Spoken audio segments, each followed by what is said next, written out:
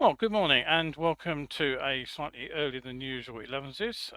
Good to see everybody here a bit early.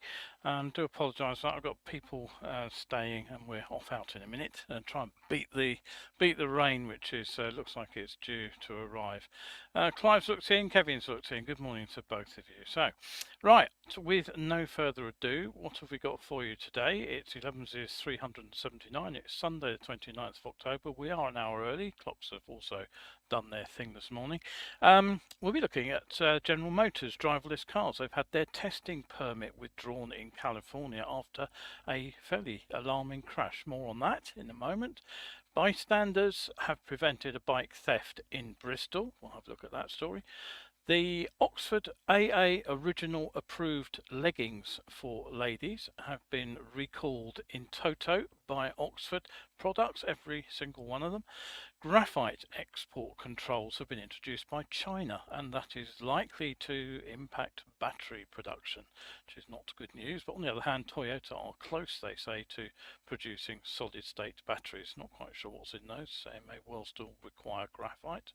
Bosch are set to reveal an improved radar-based vehicle detection system for motorcycles in just the next few days at one of their bike shows. And finally, we'll have a look at CF Motor, who out of the blue are showing off a new 675cc triple high performance sport bike. So that is actually quite an interesting one. In depth today, last thing, are motorcyclists being unfairly targeted by the stepped license system? I have some comments. Well, I have an interesting insight into that, and I'll pretty much leave you to make up your own mind on that one. So, any questions, any comments, do drop me a line, and Sue's looked in too, hour early. Good morning to you, Sue. Right, okay, so that's what we've got ready to go. So let's crack on with the first news story, which of course is actually all about today's weather, which is not looking too wonderful. It's more heavy and persistent rain falling over parts of Scotland today, parts of northeast England, the south of England, southwest England and West Wales. It'll be blustery, and there will be bands of heavy and possibly thundery showers passing over. And in fact, our beautiful sunny morning has just gone rather miserable looking outside, so I think my trip out later is going to be a damp one. Monday should be a rather better day, though Scotland and the southeast will see more rain. Tuesday brings more rain to the entire country, and it will be windy. There's a bit of a calmer interlude for Wednesday, but there is a very potent area of low pressure looking likely to brew up out to the west of the UK during the course of Wednesday night and into Thursday. And that looks set not only to bring yet more heavy rain, but the potential for some very severe gales indeed. If the forecast turns out to be right, it will be a very, very deep low pressure spun up by the jet stream, and the gales could be disruptive. So keep an eye on the forecast. That'll come in Wednesday night into Thursday. As things stand, it looks like there will be considerable amounts of disruption on the roads and other transport systems, so do watch out for that one. Right, okay, so on with some news generally about the world of motorcycles and travel. Now, on Tuesday, California's Department of Motor Vehicles, their DMV, they suspended General Motors' driverless testing permit, which ends the company's ability to test their Cruise autonomous vehicle, which they've been using without safety drivers on the state's road. Now, the DMV said the vehicles posed an unreasonable risk to public safety, and they stated that the company had misrepresented the safety of the technology. To quote, "Based upon the performance of the vehicles, the department determines the manufacturer's vehicles are not safe for the public's operation." That's what the DMV said in a statement. Now, the suspension of this license follows a series of incidents involving Cruise vehicles, but the trigger seems to have been a particularly alarming incident where a Cruise self-driving vehicle braked, but then failed to avoid a pedestrian who had been previously struck by a hit-and-run driver. It seems that the vehicle slowed down, but then pushed her up the road in front of it. So pretty alarming incident there. Now, DMV order, it said Cruise had not initially disclosed all the video footage of the accident, and said again, quote, Cruise vehicles may lack the ability to respond in a safe and appropriate manner during incidents involving a pedestrian. So motor manufacturers themselves, they all tend to see autonomous vehicles as a major growth area, but not too surprisingly, of course, transit workers and other critics of the vehicles are pretty happy to see this decision. And Bryant Walker Smith, who's a law professor at the University of South Carolina, he said this could be a big blow to Cruise. This plays into the narrative about the technology and companies failing. The whole industry will suffer as a result. Now, Cruise said in a statement, we'll be pausing operations of our driverless AVs in San Francisco. Ultimately, we develop and deploy autonomous vehicles in an effort to save lives. Well, absolutely, yes. Now, the General Motors company did have a 5-day window to appeal against this withdrawal of their permit, but I'm not aware if the company did so. They've certainly not been forthcoming with any information about what has actually happened here. Now, the attack on parked motorcycles seems to be continuing unabated, and the latest incident was caught on camera, and this occurred in Clifton in Bristol on Monday afternoon, when a masked gang on scooters tried to smash the locks on parked bikes in broad daylight in full view of pedestrians. But as one of the gang started attacking the lock on a machine parked up in a bike bay, locals began confronting them and filming the gang.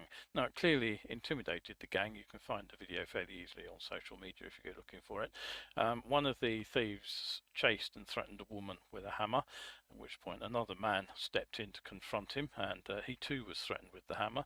Another of the gang unsuccessfully tried to snatch away a phone on which they were being filmed, at which point they gave up, and the three of them jumped back on the scooter and rode off. And as they sped away, it seems another member of the public chased them down the road and actually threw a fire extinguisher at them, which clipped the bike. And that's something I've heard before, actually, is that that's a good way of deterring people who are trying to steal motorcycles, is basically let off a fire extinguisher in their face. Anyway, footage of the incident, as I said, you can find it easily on social media on the site formerly known as Twitter, where it's been viewed by more than 1 million people. Avon and Somerset have launched an investigation into the incident, but no arrests have yet been made. Now, what was I going to do? I was going to say, yes, don't forget, shows run every Wednesday and Sunday. They usually go out at 11. Today's a bit of an exception. They are almost always live, very occasionally recorded, and very, very rarely I miss a show for one reason or another. Hopefully this is going out on Facebook as planned. There was a glitch last show where I couldn't get the show to run or schedule on Facebook. That was apparently a Facebook problem. The server system that I use said it had been resolved, so hopefully it is going out on Facebook as planned. But if you do want to catch up with any of the old shows for any reason, and you might want to review, for example, tonight the MCIA proposals from last Sunday, which I will be talking about a little bit later in the show. So Survival Skills UK on YouTube is the easiest place to find them all. Right, okay, so last Friday, China announced that from December the 1st, export permits will be required for 2 types of refined graphite products, including high purity, high hardness and high intensity synthetic graphite material and natural flake graphite and its products.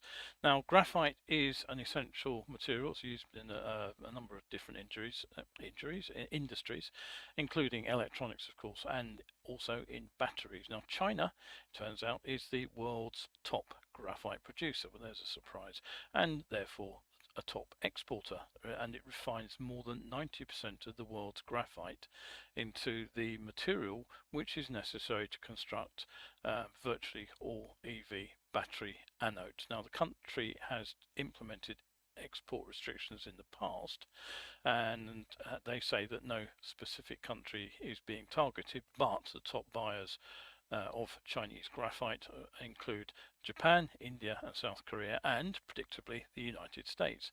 Now the move seems to follow similar restrictions that were imposed back in August, and these were on exports of gallium and germanium, two metals. They're both critical to semiconductor manufacturing, and once again China dominates the world's supply. 90% of the world's gallium comes from the country, 60% of the germanium, and naturally prices on the world markets for these two metals have risen.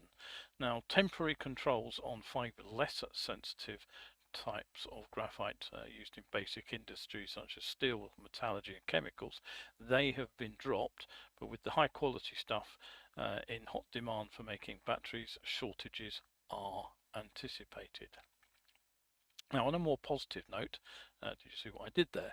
Toyota claim that their company is on the brink of being able to produce solid state batteries en masse. Now the motor manufacturer signed a deal with an energy group called Idemitsu Kosan to develop a sulfur-based solid electrolyte. Now what Toyota say this will allow them to do is that they'll be able to produce batteries which are more robust and more stable, but also speed up the manufacturing process. Right now Toyota apparently plans to start rolling out bigger volume production to check that they can maintain quality when the numbers are ramped up. Now reports do suggest that Toyota are aware that there are still some issues with these batteries. They're apparently very sensitive to moisture and oxygen, but the solution is thought to be close, and Toyota's president Koji Sato, he's confirmed plans to introduce an electric vehicle using the technology in the next few years. And he says, quote, "I think the most important thing at the moment is to put out the solid state batteries he's talking about into the world, and we will consider expansion in volume from there." Now right now it's thought that the solid state batteries will have several advantages. They will be lighter and they'll be more energy dense. So what this can be traded off for is either for lighter vehicles or for more range or for more power or some kind of compromise between the three. They should also be capable of being charged faster than the conventional lithium Fe batteries that are in use at the moment. Now whilst I pointed out some weeks ago that current statistics suggest that fewer electric vehicles suffer fires than petrol vehicles, thanks to the solid electrolyte in these batteries, these should be even less likely to catch fire than existing battery operated cars. Right, okay, so next bit of news. Bosch's own accident research bulletin from 2018 concluded that 1 in 7 motorcycle accidents could be prevented using radar-based assistance systems supporting the rider in what they called critical situations. And you can see Bosch detection system there bolted to the front of a Ducati. Bosch say that in an emergency, the system, it's a combination of a radar sensor, that's the sensor itself, a brake system and the engine management, and an HMI, human machine interface. They say it's able to respond in an emergency faster than the rider can. So what they're working on now is a new generation of radar based assistance systems, and these will be shown at the forthcoming Milan show, which is in just a few days away now, I guess. And the new system is said to get a range increase of over 50 meters beyond the previous version. So it now operates at a distance of up to around 210 meters. That's quite a long way off actually if you think about that on the motorway. That's 2 marker posts, if you know about the marker posts down the side of the motorway. They're 100 meters apart. The radar also operates over a slightly wider horizontal angle, I believe, 15 degrees they quote, and the result, according to Bosch, is to improve accuracy in object detection. Now Bosch say that the system not only increases safety, but it also enhances enjoyment and convenience by making life easier for riders, and personally I think that's a pretty dangerous claim. Now in my opinion, these rider aids should always be seen as a fallback system that saves the day when the rider makes a mistake, and that if we rely on a system like this to make life easier, for example by following other vehicles close, because the system will basically break for us. I think we are not making our riding any safer. And basically, I think if the rider's on the ball in ordinary riding, they should never ever have to kick in. A bit like ABS, really. All right, so that's Bosch. What else have we got? Well, Oxford Products. No, that's not Oxford Products. That's Oxford Products. This is the Oxford AA original approved leggings. Let's just give you a close-in shot of those. Now, basically, if you have a pair of these, you should stop wearing them immediately, and you should return the leggings to a shop where you purchased them from, and you should get a full refund. Now, Oxford Products say no more than this is due to a potential manufacturing fault, and they say it relates to all waist sizes and leg length, so it's entire stock of these things. The Whitney-based wholesaler is also requesting that retailers not only urgently remove stock from sale. I did actually have a quick look online, and there were still quite a few shops apparently selling these on the internet. But whether they will actually intercept them, presumably they will before the order goes out, but it does look like you can still find these online at the moment, so watch out for that. They should be removing them from stock, but they should also be contacting anybody who's bought them if they have those contact details, and they should be urging riders to stop using them and to bring them back to the store.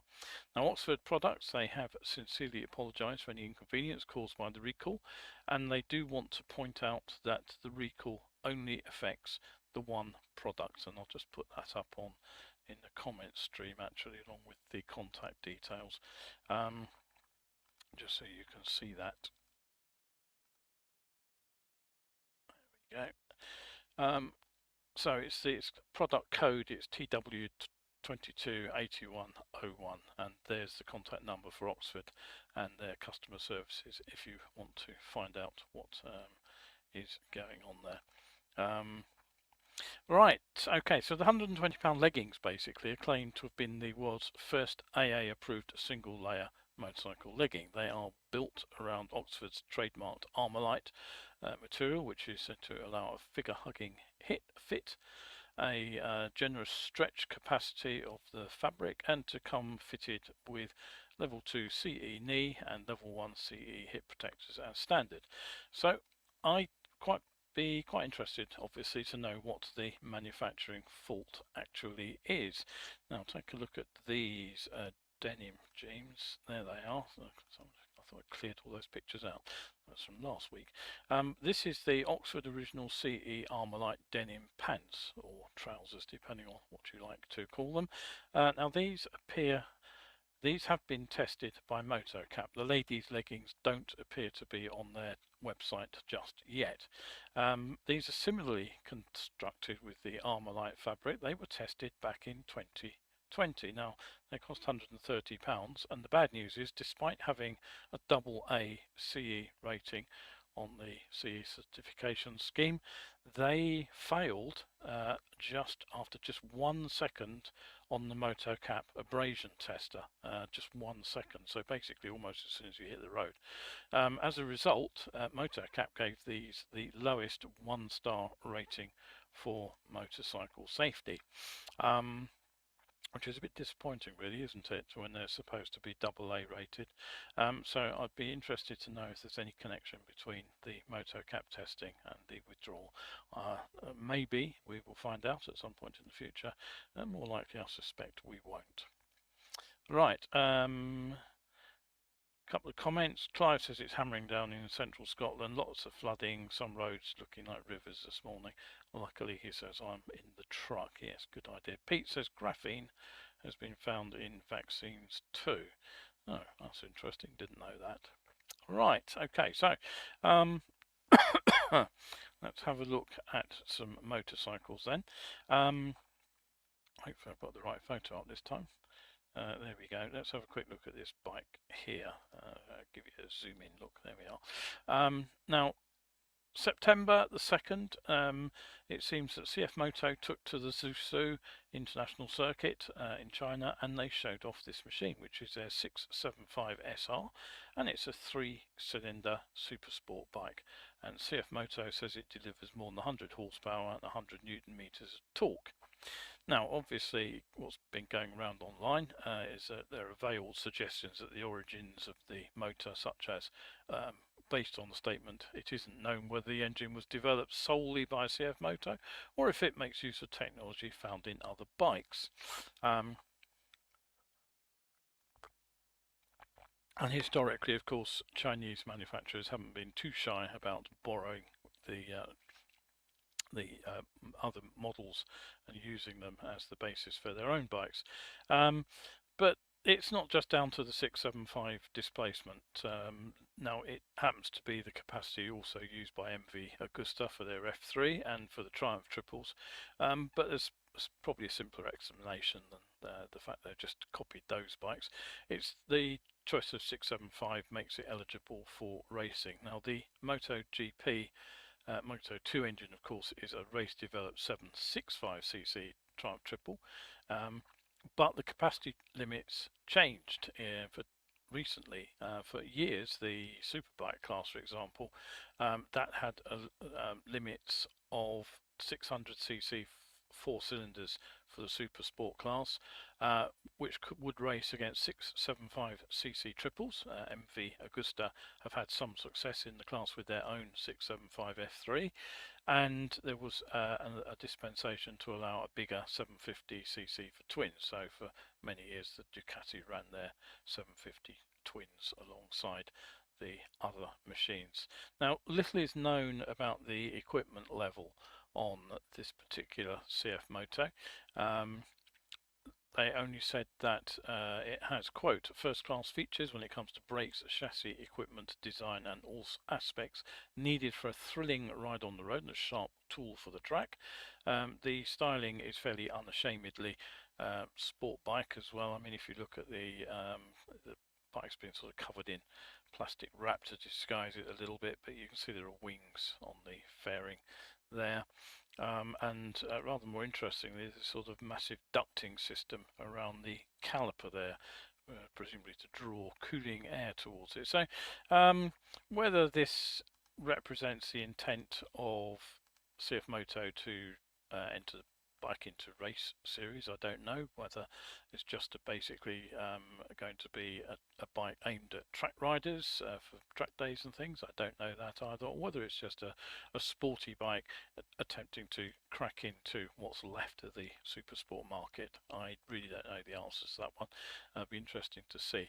There are also no indications about when the bike will be launched, just an indication that it will appear on the Chinese home market first, and then it will be launched in different markets respectively. That was the CF Moto statement. But next time out, I'll also have a look at another CF Moto sport bike as well.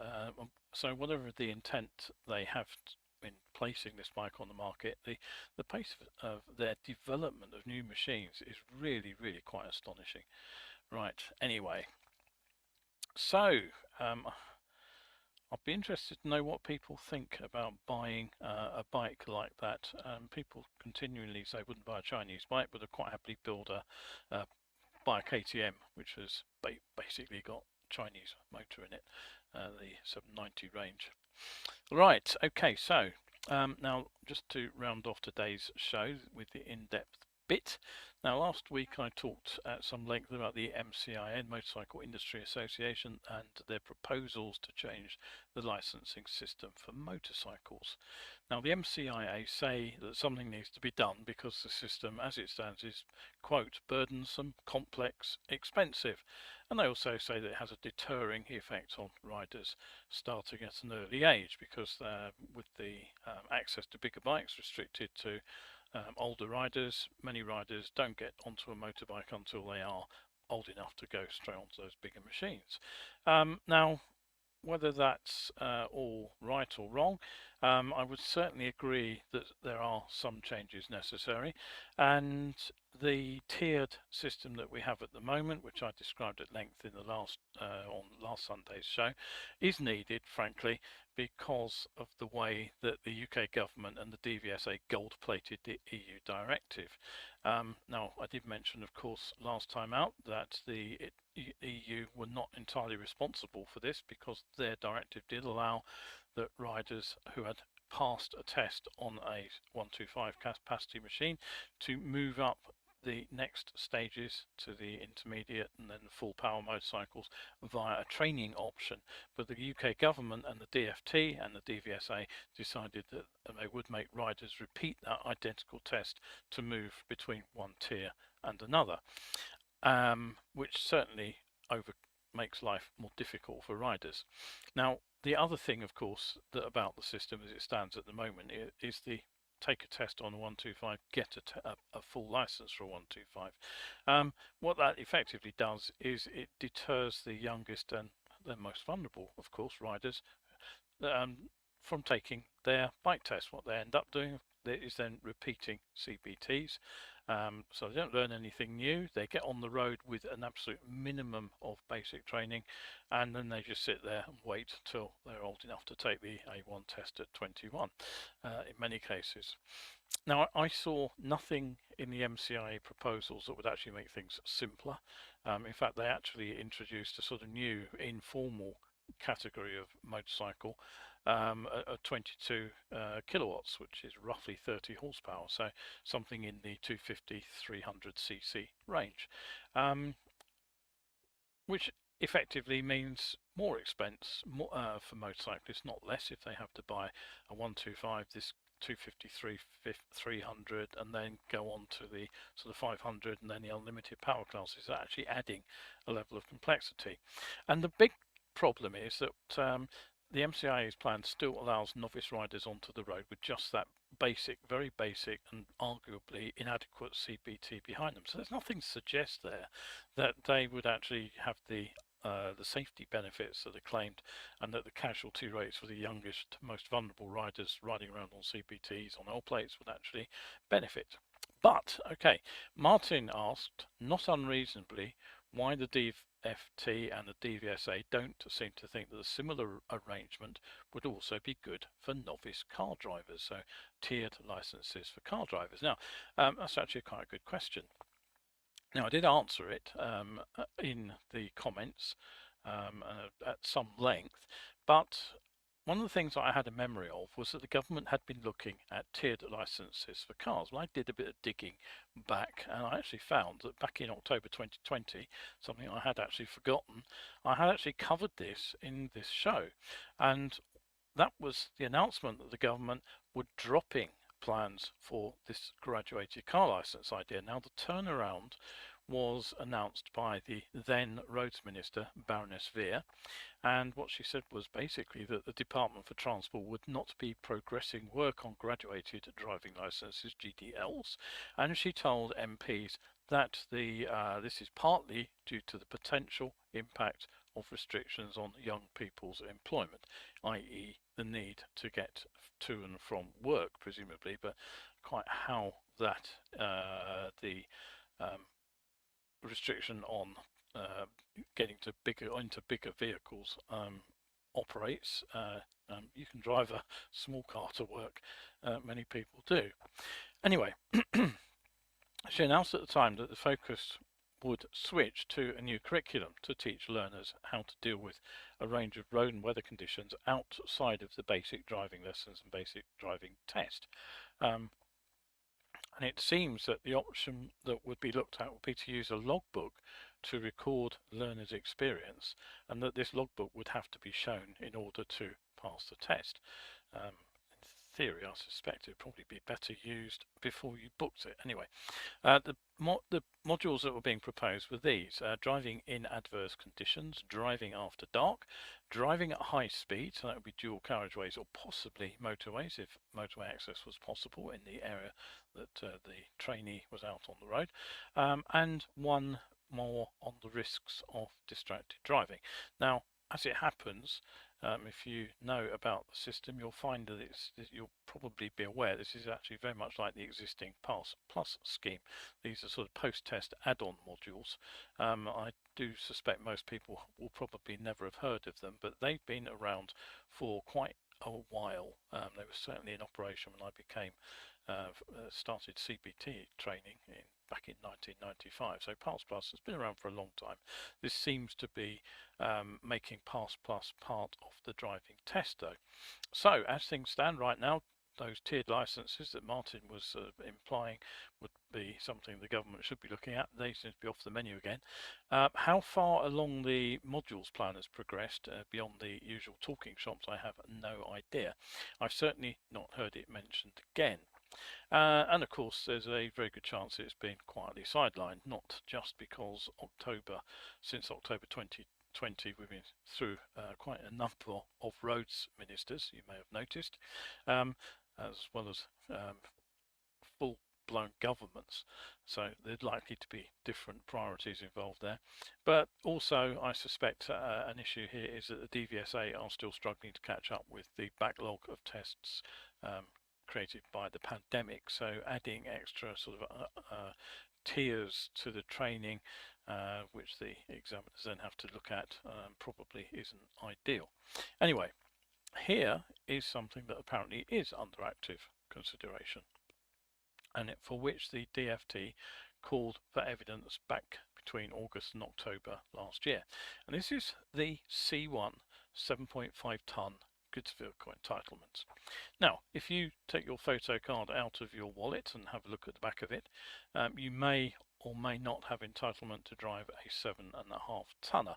If you have, the chances are that you're either of a certain age like me, or you've gone ahead and taken the specific test for this class of vehicle. Now, category B, the standard car entitlement, that allows you to drive vehicles up to 3.5 tons, and something I didn't know, you can also drive alternatively fueled vehicles up to 4.25 tons. And you can use these for commercial driving, carriage of goods, it seems, after 5 hours of additional training. So what's the C1 category? Well, essentially it covers medium-sized vehicles such as light lorries or bigger vans, which are between 3.5 and 7.5 tons, and you can also attach a small trailer to these. Now, until 1st of January 1997, drivers like me, who'd passed the car test some while ago, had also gained this C1 entitlement without the need for a separate tests. And if we had that on our licence, we've retained it through grandfather rights. But since the second driving licence directive from the EU, which came in on 1st of January 1997, you have to take a separate test to get this C1 entitlement. Now, commercial drivers have also had to gain a professional qualification, the Driver Certificate of Professional Competence, DCPC. Now, it's trying to read this and trying to make sense of it this morning. It does seem a little bit complicated because that has to be renewed, it appears, every 5 years. Plus, there are medical conditions to holding the license. You need an assessment for all initial applications. Then there is a signed medical report required for renewal when the driver reaches 45 years of age, and then you need to repeat that assessment every 5 years. And if you get to 65 and you're still working, then it must be renewed annually. So quite a lot of conditions there to holding a C1 sort of big van license, light truck, to be used commercially. Now, the proposal under consideration is this, quote, "It could be considered that now the UK has left the European Union, we may wish to return to the pre-1997 situation by allowing most, if not all, car drivers to operate vehicles up to 8.25 tonnes. That's the 7.5 tonne I was talking about, plus that light trailer, they're added together. Now, the document continues, there are opportunities to explore whether drivers of other vehicles need to have certain periods of experience of road use in a car or be of a certain age. Any changes would need to ensure continued safe use of our roads and be economically proportionate. Government does not have all the answers, and to be very clear, we have not made up our minds to do this." So as I said, they are asking here for opinions, but the proposal is pretty clear. It's making the step up to the C1 license less tricky than it stands at the moment. So that's very similar, if you think about it, to what the MCIA were proposing in their convoluted and roundabout way for motorcycle licenses. And here is where it gets really interesting, because the document also says C1 vehicles have a higher rate of accidents than other HGVs per billion vehicle kilometers. Now, doesn't that sound just like motorcycles? So in a sort of a roundabout way to answer Martin's question, there certainly seems to be thinking here that getting from a car license to a light van is or a sort of medium to heavy van, something like a big transit, is a possibility, something they want to look at. So it would certainly seem that there is some room to a precedent here basically being set, which could make for less onerous tests for motorcycles. But, and I think this is the big but really, that probably will be the negating factor, which probably lead to nothing happening. If we want to be able to use our bikes in the EU without any hindrance, then I suspect we will continue to be aligned with EU rules. Right, okay, so that is it for today. So before I round off the show, I'd just like to shout out quickly to this week's supporters, who I have forgotten who they were. Hang on a minute, I'll go back and find out. Brian M, NJ and Nigel, they all bought me a cuppa, and Brian L, Howard, Paul and Mag Cockney all bought books, which is jolly decent of you. Thanks indeed for your support. Don't forget, the October book offer is still running for the last 2 days. You can go and have a look at what is on offer if you head over to the links here. The description of the book is in the first link and the order page is in the second. Pop over, have a look, and see if you like what you see. It's basically the second book from my columns for the road. And if you're not a supporter already, of course, on Coffee, do try popping over there and having a look at what's on offer. There are plenty of free articles, as you know, I'm sure, already, and there's downloadable mini ebooks as well at an inexpensive price, as well as those paperbacks that you can have a look at. So drop me a coffee, get all that access and get your name up in lights here, and don't forget to keep an eye open for the various subscriber offers which I'm offering you. Right, that is it for today. If you are out there enjoying the roads, do make sure that you try and avoid the worst of the weather and that you stay shiny side up. So hopefully see you on Wednesday. Thanks very much again for looking in, always appreciated. I'm Kevin Williams and this has been Elevenses. See you again soon.